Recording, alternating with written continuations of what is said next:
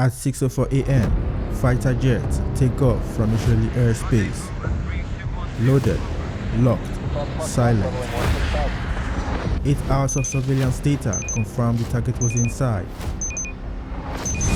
Security cameras compromised, cell towers dead, phone signals intercepted. AI confirmed the target was in position, and one human intel on the ground said just 4 words: "He's there right now." 2 hours and 5 minutes after those jets left the runway, 30 precision missiles hit a single compound in central Tehran. This was Operation Epic Fury.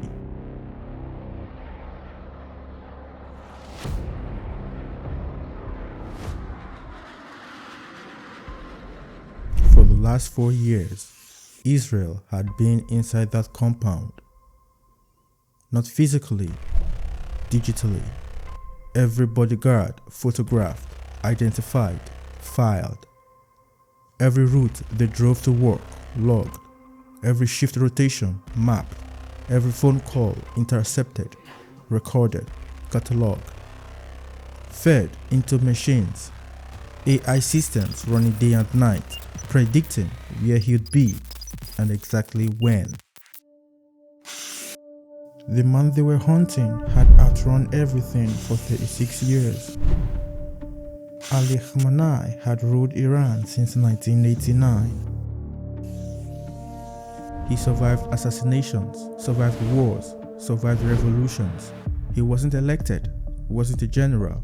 He was a cleric, a religious scholar, who somehow ended up holding more real power than most kings on earth. But here's what most people miss out about him. He wasn't just running a country, he was running a war. A slow, patient, invisible war, fought through proxies, missiles, and money. Hamas in Gaza, Hezbollah in Lebanon, militias in Syria, militias in Iraq, the Houthis in Yemen, an entire web of armed groups.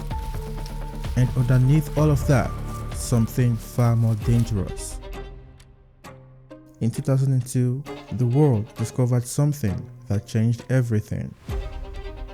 Iran had been secretly enriching uranium at 2 hidden facilities buried underground, invisible to satellite, invisible to inspectors. Iran called it energy research. The US and Israel saw a problem. For years, both countries tried everything to stop it. Cyber attacks that fried nuclear computers. Scientists assassinated in broad daylight on the streets of Tehran. Sanctions that crushed the Iranian economy to dust. In 2015, a deal. Obama called it a breakthrough. 3 years later, Trump walked away from it, and the countdown started again. The Iran deal is defective at its core. If we do nothing, we know exactly what will happen. While the diplomats argued, something else was already in motion. Something that had been running quietly for years in the dark. Deep inside the Israeli military, there's a unit most people have never heard of. Not because it doesn't exist, because it prefers it that way. Unit 8200. Think of them as Israel's most elite hacking operation. Signals, surveillance, cyber warfare, operating deep inside the most hostile intelligence environment on the planet. Their new assignment was simple: break into Iran and don't get caught. So they looked for a door, and Iran, without knowing it, had left one wide open.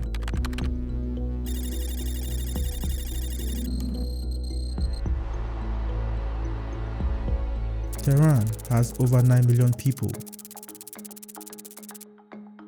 and the Iranian government, to control them, had built one of the most extensive urban surveillance networks in the world. Cameras on every major road, every junction, every government building, thousands of them.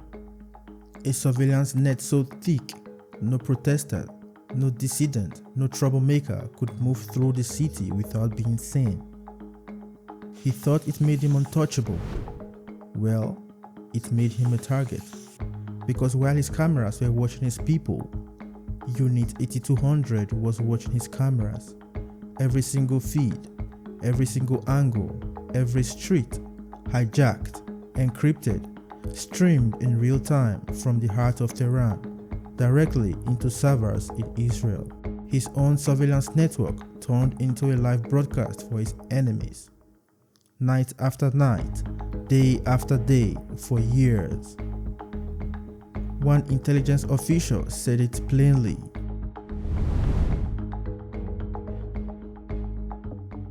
Khamenei hadn't given a public speech in years. No press conferences, no public schedule, no photos that weren't state approved. To the outside world, Khamenei was basically a ghost, and ghosts don't get killed. Well, that's what he believed. So Unit 8200 didn't go looking for the ghost. They found the people who walked beside him, his guards. Every movement a state secret, every location classified, every detail about his daily life buried under layers of security, designed by people whose only job was to make him invisible. So Unit 8200 flipped the script.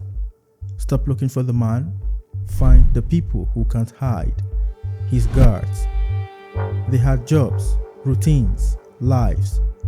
They drove the same roads every morning, parked in the same spots, rotated shifts at the same times. And one camera, just one, tucked near Pasteur Street, was pointing directly at the lot where they parked. That camera became worth more than 1,000 spies, because day after day the same faces showed up, same cars, same spots, same patterns. And Unit 8200 started building files, not on Khamenei, on every single person who had ever stood within 10 meters of him. Home addresses, daily commutes, shift rotations, who drove which official, who answered to whom, who grabbed coffee before clocking in. Every phone call intercepted, every cell tower ping logged, every movement mapped. Billions of data points fed into AI systems running day and night, not just to understand the present, but to predict the future. Where would Khamenei be on any given morning?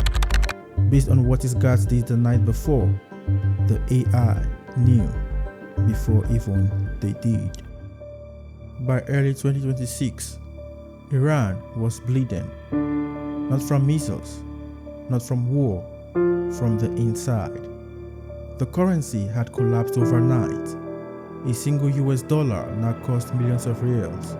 Families couldn't afford bread. Factory workers hadn't been paid in months. Millions of Iranians poured out, not asking for reform, not negotiating, demanding the entire Islamic Republic burned to the ground. The regime did what it always does, caused the internet, disappeared 50,000 people overnight, shot thousands more in the streets. The protests died, the anger didn't. 2 days of talks that went absolutely nowhere. The window for peace closed quietly. Nobody announced it, everyone felt it. 2 days later, the CIA picked up something. Not a rumor, not a tip, hard intelligence. On Saturday, February 28th, Khamenei will be at his compound, and not just him, his entire command structure, in the same building at the same time. The Chief of Armed Forces, the Commander of the Revolutionary Guard, the Defense Minister, the Head of the National Security. A human intel inside Iran confirmed it personally. So now they had camera intelligence, phone intercepts, satellite imagery, AI pattern confirmation, a human intel on the ground, 5 layers of intelligence, all pointing at the same address, all pointing at the same morning. The original plan was a night strike, clean, dark, invisible. They scraped it because something else had just come through, something that changed the entire calculation. Khamenei knew. He had been warned an attack was coming, and he refused to go to a bunker. The strike was coming in broad daylight, on a quiet Saturday morning at a routine meeting. Fighter jets take off from Israeli airspace, loaded, locked, silent. No one in Tehran knows, not yet.